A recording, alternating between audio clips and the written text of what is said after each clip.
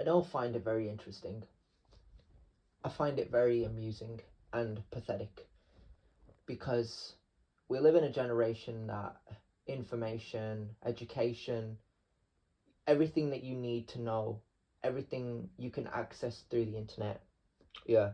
And I think what's really funny is when I call out stupid, blatant disrespect, like I wanted to say blatant stupidity, right? But that's quite forward.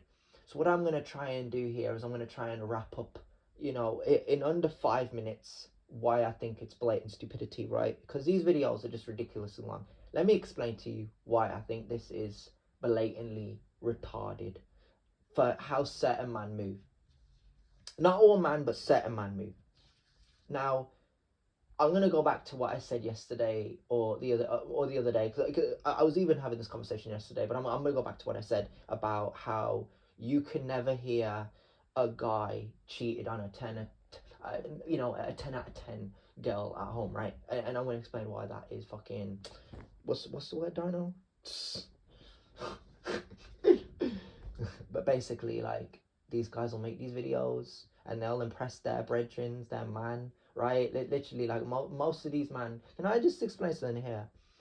If a woman says something in front of another woman, they'll be like, right? They'll start giggling and laughing, right? Notice when men start to do the podcasts or they start to talk, it's like they look over at each other or they nod their head at each other or they agree. Even when a man has to break that, that ironic truth about men will cheat on a woman back home, even if she's a 10 out of 10, even if she's the best looking woman in the household, even if she can give him everything that he needs, he'll still cheat on the bitch. He'll still cheat on her, right? Because inherently men love bitches. And no. I'm mocking it now, bro, because what you gotta understand is, going back to it, men say these very things, and it's not that they say it without thinking. It's the fact that they can say it and you can hear it in their voice.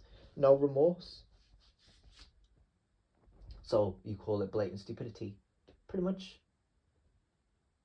And I think the thing that really frustrates me more, I actually don't know what frustrates me even more.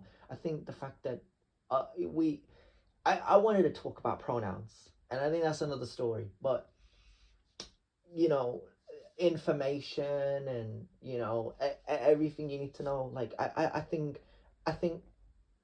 with school and that, especially, like, or college, I think because you have these people around you, and I think you get your entrepreneurs, or you get your guys that want to make money, or you get your guys that want to go off here, and then you get the complacent, smug type of people.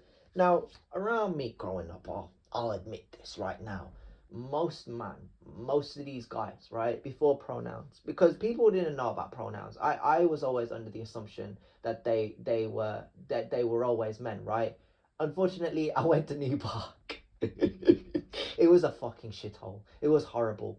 Like, I could just drop New Park and think about those guys being bitches, and I could just know. And it's one of those interesting topics that I go over, right? Because I was about to say instances, but we're not going there. It's really funny. It's really funny when I do talk about New Park, because the guys there were horrible, bro. And it wasn't because they weren't men. They did things that didn't make them men. And it's like on these podcasts, it's like, oh yeah. Not that it disgusts me, but like, no emotion. The essence isn't there. Like, they sit there, and that's a big part of people being interesting. If a person can just sit there, like, if you put up a video of a guy, and this is the guy that people say you gotta watch him, look at him, like, he's wearing his suit,